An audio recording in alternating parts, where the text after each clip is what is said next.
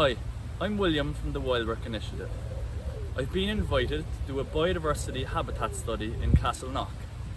Castleknock is a village just outside the Phoenix Park in Dublin.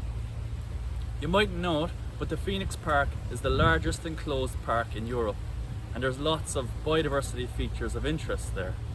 I'm hoping that in Castleknock I'll see an extension of those biodiversity features of interest. On a trip like this, someone might expect to see lots of buildings and concrete, maybe areas that are being managed using pesticides, and not a lot of habitats for wildlife.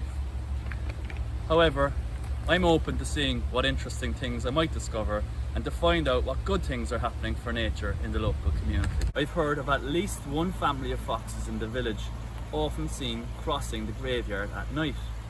A number of reports of hedgehogs in village gardens, a great increase in small birds during lockdown, starlings, bullfinches and sparrows, and butterfly species such as peacock, cabbage white and common blue, all spotted recently by community volunteers.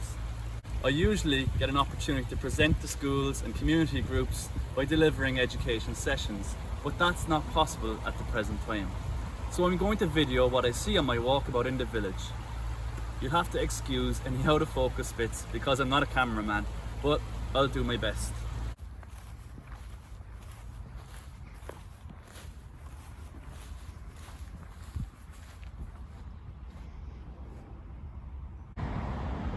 On entering Castleknock, coming from the M50 route, first thing I'm struck by when I come to this roundabout is that all around there's grass growing long beneath the trees and in the greens, and immediately I feel like I need to get out of my vehicle and check this place out. Here we have a strip of longer grass that has been allowed to grow long for the entire year, and either side of it is being cut, but I suspected it wasn't cut now for a while, perhaps due to coronavirus. But right now this looks great, it's a great habitat for wildlife, but I bet when it was short cut, that probably would have set off longer grass, and they're actually turning something which some people might think of as unsightly into an attractive feature. We'll show you up here now across the road how that can look really good when there's short cut grass close to it. Quite deliberate that the grass has been left long. Nice woodland behind, and the ground flora allowed to develop. No use of herbicide anywhere. A beautiful wild look and a credit to the people who live in Castleknock. Castleknock has many beautiful gardens, one of which can be found at St. Bridget's National School. These plants we have in here are very popular with honeybees right now.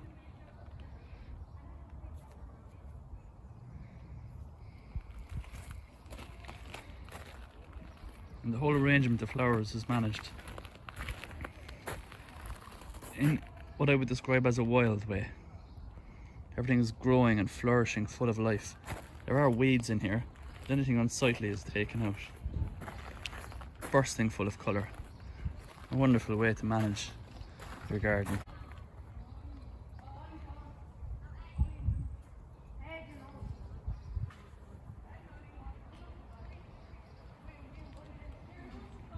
We have a wetland pond where there's fish living, and the water from the pond is sometimes taken to water the plants, giving some nutrients. There is an insect hotel that's been constructed, and you have a nice hedge just here that's managed in a wild way. All along this bank, the school has sown a wildflower meadow.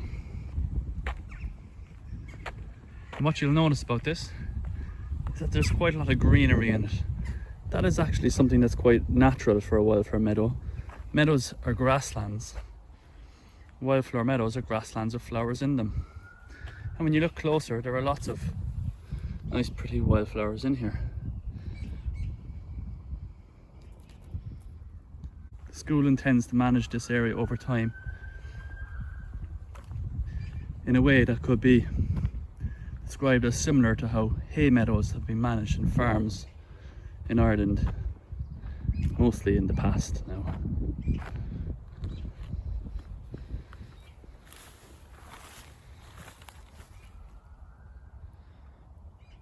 We're in the month of June. A lot of the flowers that are growing in here have yet to come into bloom. Should see some more throughout the season. It's a nice addition to the schoolyard. Often the built environment can appear to have very little life in it. Tar macadam is not really a good habitat for wildlife, and a lot of modern buildings that are built today are not very good either. Buildings of the past more so, particularly old stone buildings or old roofs. There's lots of species of life can be found within those, whether that's bats or particular type of birds. So it's just something to be aware of, that a lot of the buildings in Castleknock and in many other parts, towns and villages around Ireland have been modified over time, and we've lost a lot of the old buildings that provide habitats for wildlife. That doesn't mean that they're all gone though, so if there are any old buildings or nooks and crannies in old buildings that still remain in and around Castleknock, it's worth identifying where these are and trying to save them if possible. Or if the buildings are to be adapted, that it could be done in such a way that the species living within them may not need to lose their homes too. That may be bats, or it may be swifts or other species. Flying around this part of the school, at the moment we have some swallows. But actually in this particular area, earlier in the day, we saw a lot of birds flying around that might look like swallows to most people. They're actually called swifts.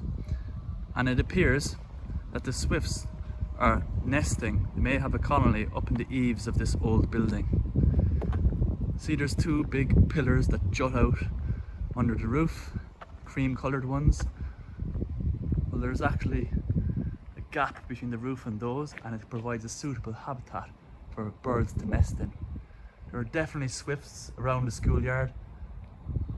Haven't heard them anywhere else in Castleknock. That does not mean to say they're not there, but if you find any old buildings that have suitable shady spots up underneath them that swifts could nest in, it's worth trying to see if there's those birds around, or to consider utilising these spaces as places that swift nesting boxes could be introduced to.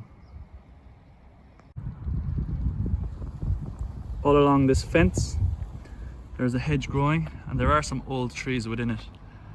This one here in the background is a hawthorn, and it may be that the hawthorn has been there for a long time, and it's certainly been there a lot longer than the fence. As you look along the fence, a lot of it has become overgrown with other varieties of trees like elderflower, and there's a lot of ivy growing in there, and it's providing a good habitat for wildlife. There is a gap that remains, and it has been planted up with some tree species. If you want to plant any tree species along hedges, it is really good to pick native varieties. There's a nice mix of species in here. So we have native ash, we have bramble, which we get our blackberries from, elderflower, or the elder tree, and plenty of ivy. So ash, elder, ivy, bramble, all native species, all really important for wildlife, and they provide people with food too. The hedge here all along the car park needs to be kept trimmed for safety reasons and in order to keep the car parking spaces free. Sometimes we do have to cut hedges for safety reasons, and that might be a concern in terms of nesting birds in particular. If you look at this hedge from a distance, you'll see that the sides of it are quite well trimmed back. Top of the hedge, oh, to interrupt myself, there are the swifts screaming in the background. Hopefully you can hear them. But as I was saying, the top of the hedge is allowed to keep growing up, and it creates a nice privacy barrier between the school and the houses behind. It's also providing a habitat for wildlife, and it looks very well. Where the car park finishes, you'll see that the species of trees growing within the hedge are allowed to grow up. In here we have a plant called winter heliotrope. You often see it along verges of lawns, sides of hedges, roadsides. The plant is being kept contained here in the corner because of the grass cutting.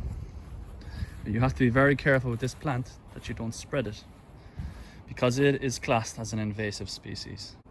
That doesn't mean the plant itself is bad, but if it gets into an environment, it takes over and dominates that environment.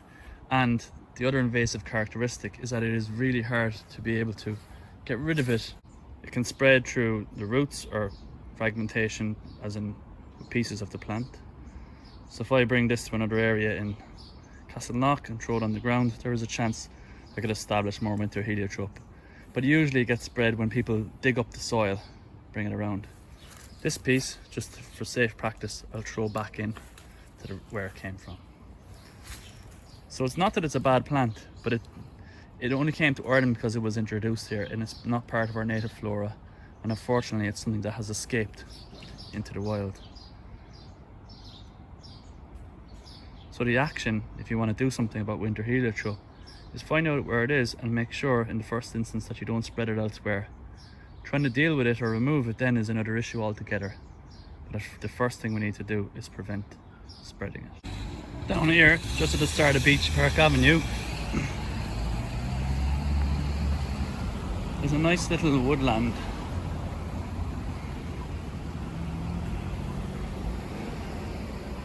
An old tree line that comes into it.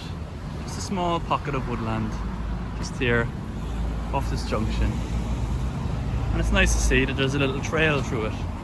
So it's a little wild recreation feature. It's only small. It's a nice thing to walk along.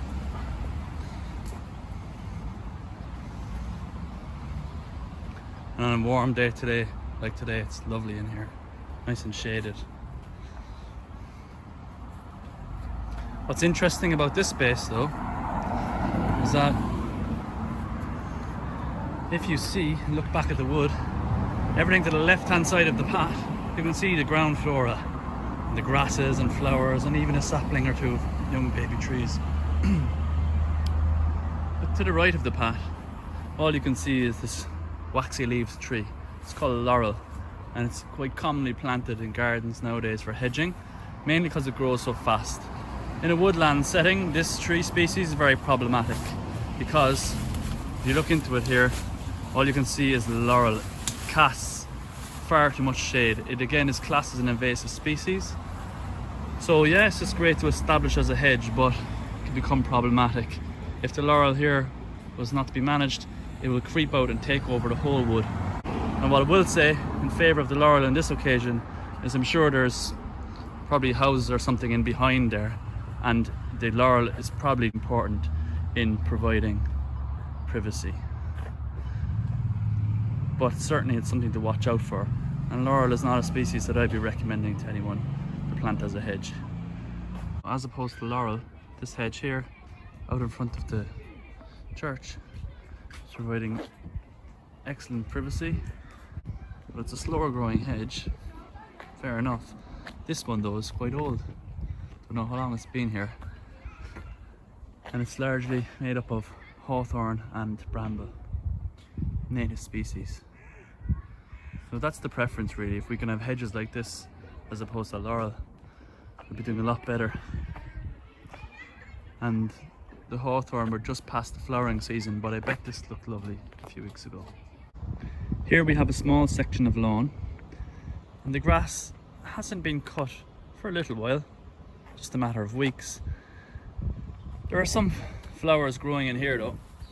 We have spear thistle and we have ragwort, and these two in particular are actually classed as a noxious weed. There's something that in Ireland traditionally they are not very desirable, but that is in agricultural settings. These flowers are something that farmers typically don't want in their grasslands. But if you're managing a place for wildlife, these are great things to have growing. And as long as it's nowhere near a farming area, then they're appropriate species to have around the place. So where we're situated right now is absolutely nowhere near any farmland. There's no cows grazing anywhere near here. There's nothing to be concerned of in terms of these plants. Just so you know, the ragwort is something that is a concern to farmers because it's noted to be poisonous to cattle. It would be nice to allow the grass to grow long, and it could be managed as a meadow. So there's no need to introduce any new flowers into it, just allow it to develop itself and cut it one time a year. Without knowing exactly how this lawn is managed in the school grounds. Had a guess, I would say that there isn't any chemicals used to treat the lawn, so the lawn doesn't receive any fertilizer, and that is a very good thing from a wildlife perspective. There is a trend now where people in lawn management are moving away from the idea of a well manicured, completely green lawn with nothing in it, only grass.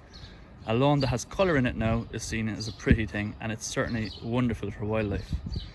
So all you've got to do is mow your lawn a little less often, remove your clippings, don't mulch the grass onto the ground, and don't use any chemicals or fertilizers in how you manage it. And you will create conditions that wildflowers love. And then pollinators and like bumblebees will benefit greatly. Here's a bumblebee on a white clover. Other pollinator friendly plants in here include dandelions, which have gone out of flower now, prunella, also known as self-heal, buttercups, and we also have another member of the pea family called black medic. If this lawn continues to be managed in this way, the clovers, the dandelions, the prunellas, the black medics, all these flowers will thrive, and you'll get more and more of them growing it every year. Another example of a little strip of pollinator friendly lawn at the school grounds.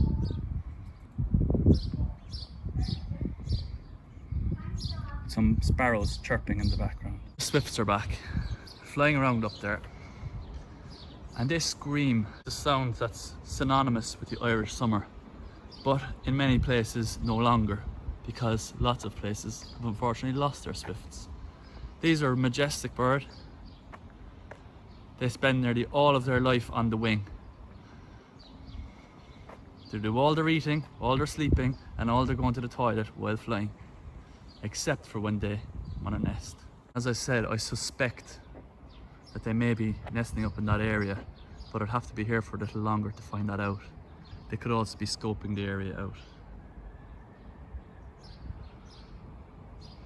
In total, I think I've seen no more than 10 swifts around here, and I've been walking around Castleknock for most of the day.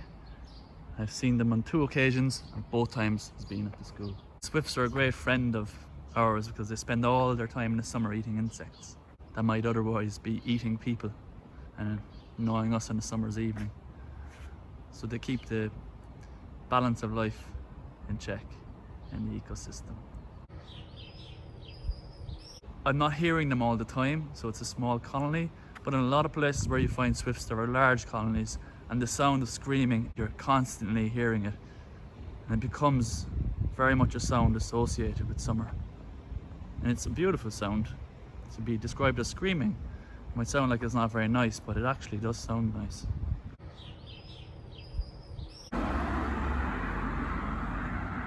Throughout Castleknock, it's very evident that there is little or no use of herbicide in public spaces.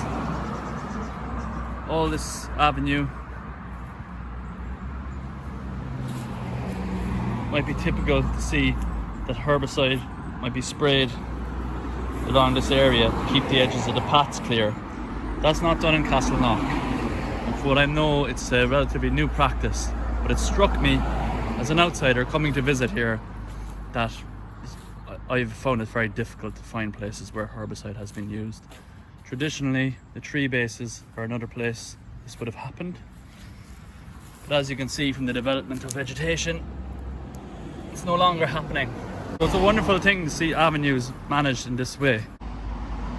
In some places, the grass or the lawn can begin to creep over onto the footpath. There is a little evidence of that just in this location, but it is causing no major problem. However, if it's left to continue like that over time, it may creep in a foot or two and might cause the footpath to be a little narrower. So, what you can do, once a year is all this is needed, if at all. Some years you can get away with it, is the edge can just be trimmed.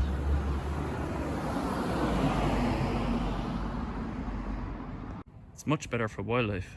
It looks prettier, in my opinion, also, and it's great to see. Something Castleknock should be proud of. And here we have a lovely section of lawn beneath the base of this tree. It may not look as lovely today as I bet it did back in the earlier spring, because all these guys are dandelions. And when they're flowering, they're like yellow flowers, they look stunning. And again, around the tree base looks really pretty without the spray rings which you see in some areas, but not in Castleknock.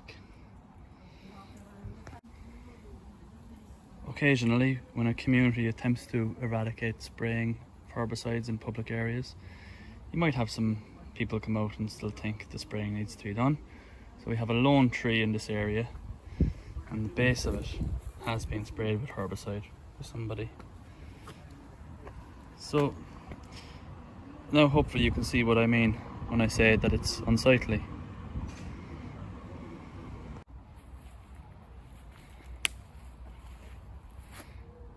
Here's a nice comparison. This tree base has not been sprayed. There's quite a lot of wildflowers growing within it. Here's a tree, more grass at its base. And if you manage this in a nice way, as in cut the grass around it and leave the tree grow up, the vegetation grow up, it'll be very pretty. This birch tree has a load of native yarrow now growing underneath it, and there's a beautiful ivy creeping up the tree.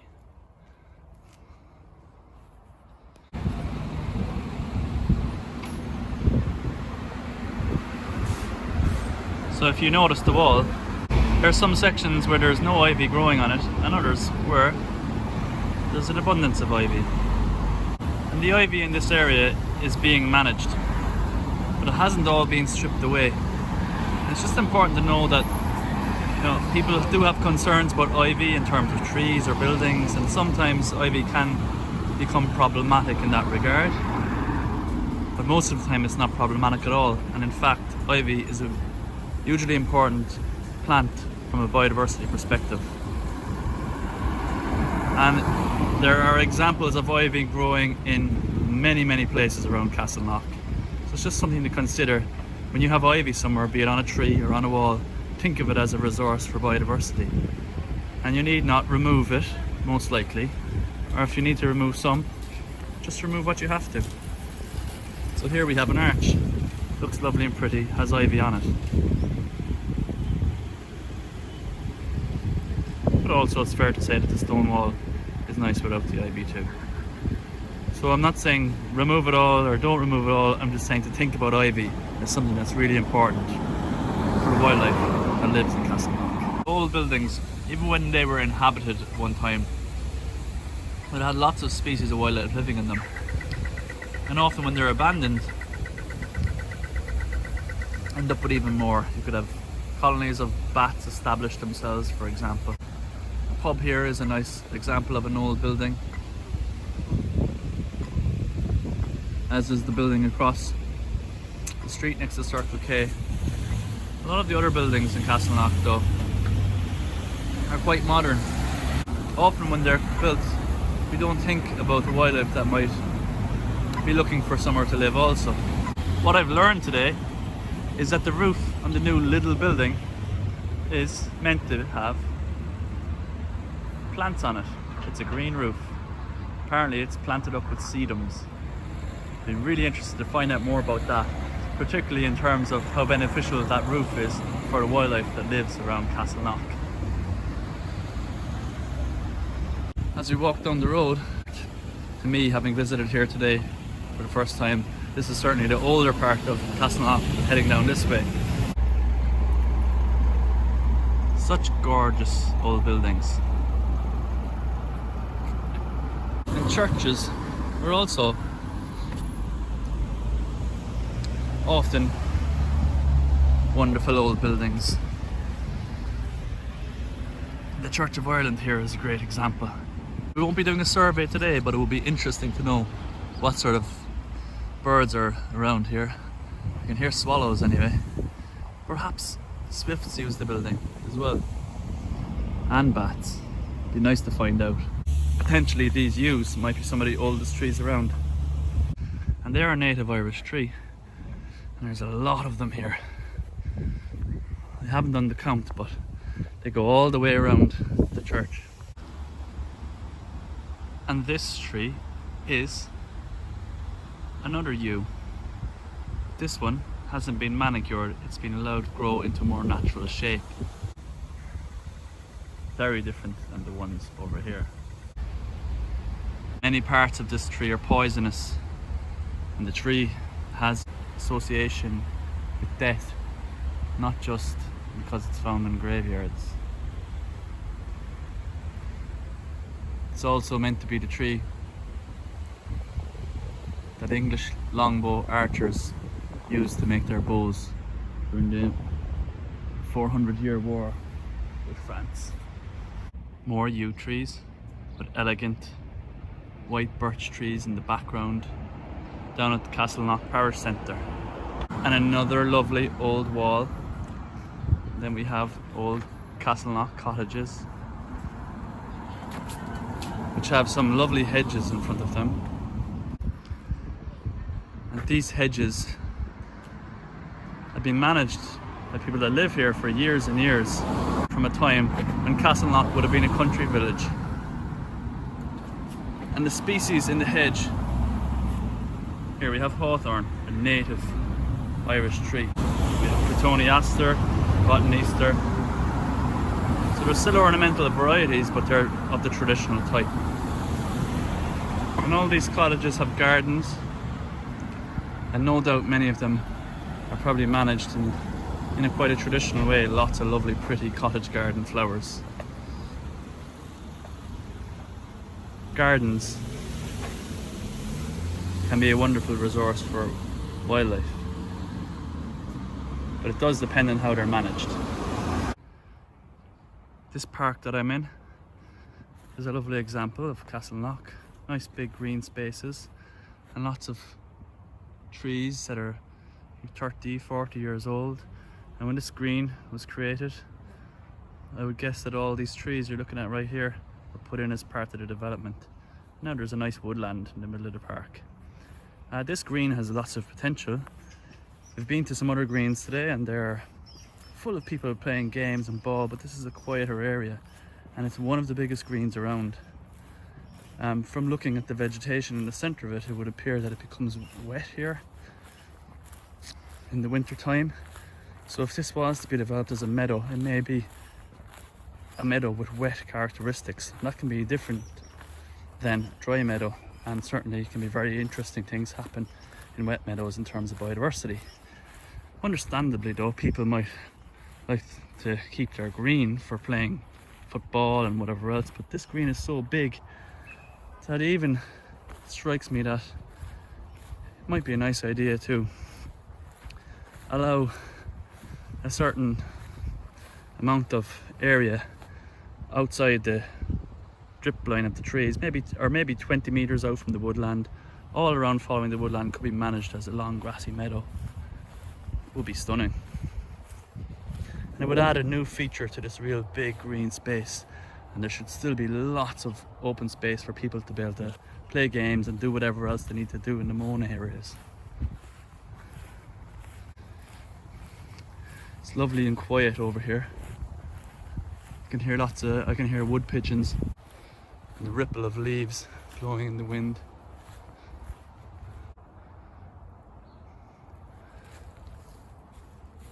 I do suspect though that some of these trees may be a little older than what I mentioned. There's a few ash trees in here that might have actually been here before the housing estate was developed. This one in particular, there are 1, 2, 3, 4 main stems. So quite possibly this ash tree could be far older than it looks, and at one point it may have been cut down. When it was cut, new stems grew, and here they are today. Here you have another example. From a distance the tree might not look very old. When you come up close you realise it's actually been split. So the true thickness of this tree is actually down here at the bottom.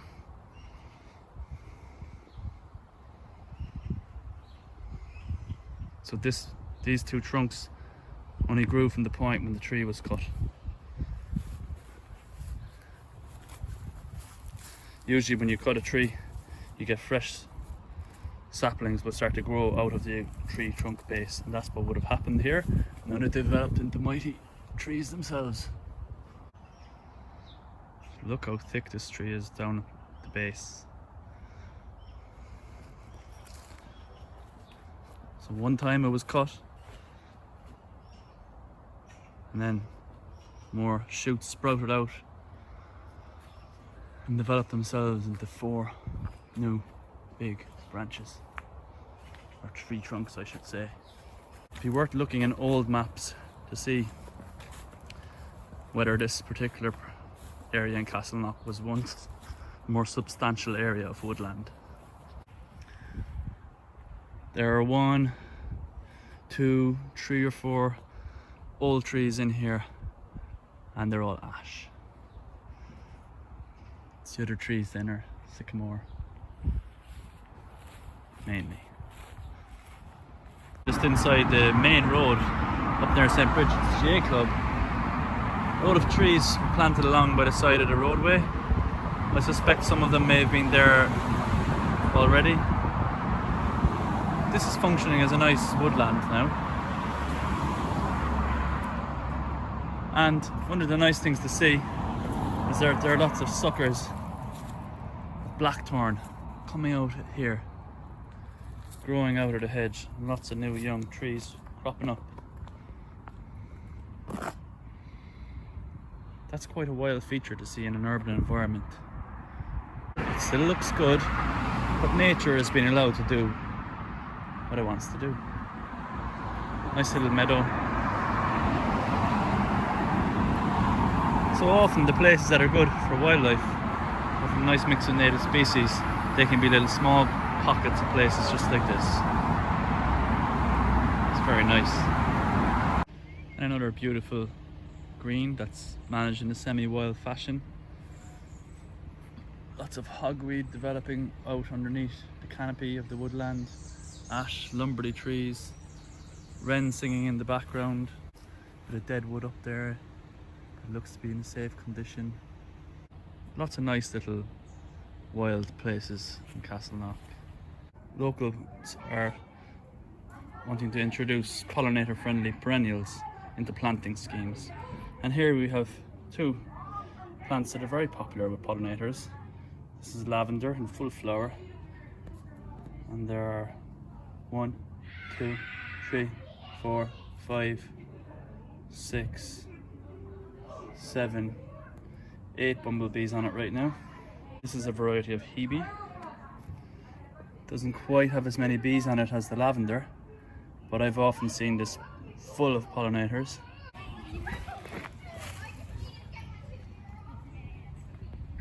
And introducing pollinator-friendly plants to the garden. Not only great for wildlife, but very, very pretty.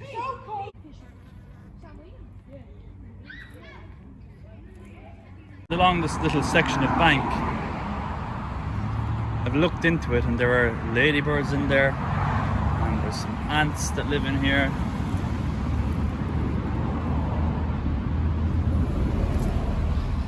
And down here in this area along by the curb, which will be you'll have even more heat off the concrete curb. There's lots of little holes. They're subtle now in the soil. They're freshly dug out by insects. And this is the sort of area which solitary bees like to nest. And this area could easily be adapted by perhaps scraping away some of the soil and making it a little bit deeper. Solitary bees are usually an important group of pollinators, not just because of the service they provide, but they're also quite a threatened group. So this is somewhere that would be very easy to help them. Here the grass cutting regime is actually leaving the majority of what was once lawn to develop into a meadow, and keeping what's out the front cut. Normally the intention is to keep the grass that is cut good and short, like across the road, and then it sets off the bit behind. Understandably, it has been difficult for people to keep on top of grass cutting this last while. due to lockdown. Even still, the area where they didn't cut the grass is starting to provide a lot of flower, like prunella here, creeping buttercup, clover flowering over there in the background. The road down towards Phoenix Park. Nice ground flora in the woodland. Lots of ivy, tutsin, and more long grass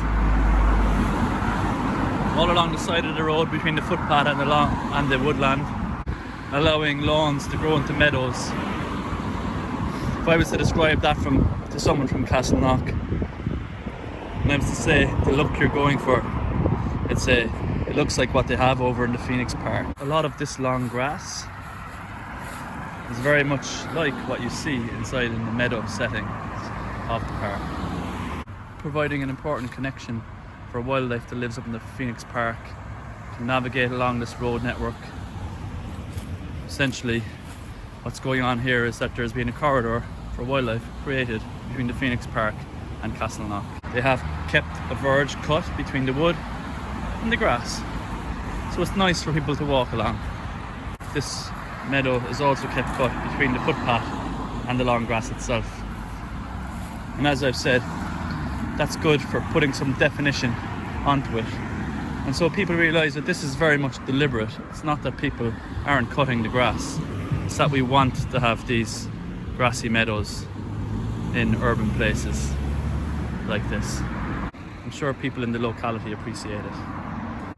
And then of course, just over the road, we have the wonderfully majestic Phoenix Park.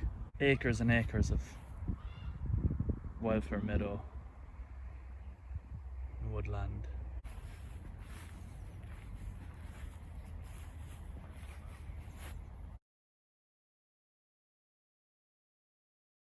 Here I am again back at base. When I compare what I saw to what I expected to see, there was certainly lots of buildings and concrete, but I was surprised by how many lush green areas there were around Castleknock. I was most impressed to have seen all of the amenity lawns that are now being managed as meadows. And I was delighted to have found swifts at the school. I heard about Fingal County Council's Greener Communities initiative to support more management of the places for wildlife, and this is very evident in the work that's being done around Castleknock by the Tidy Towns. So what can we all do to help biodiversity?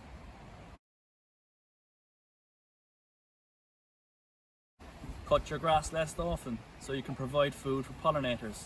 Rather than planting annuals, plant pollinator-friendly perennials like lavender, and these will come back every year. Don't use pesticides. Natural habitats have predators in them that will get the pests that you want to get rid of. If you use slug pellets, that might kill the slugs, but birds are going to come along and eat them, and then those birds are ingesting poisons. So think about different things you can do other than using pesticides. Plant native hedges when you're planting hedges, and sow native wildflowers wherever you can. Think differently about ivy. Ivy is important for providing berries for birds, areas to nest in, and for providing a range of other habitats for local wildlife. Let areas grow a bit wilder, but think about having a nice neat verge so that things still look cared for.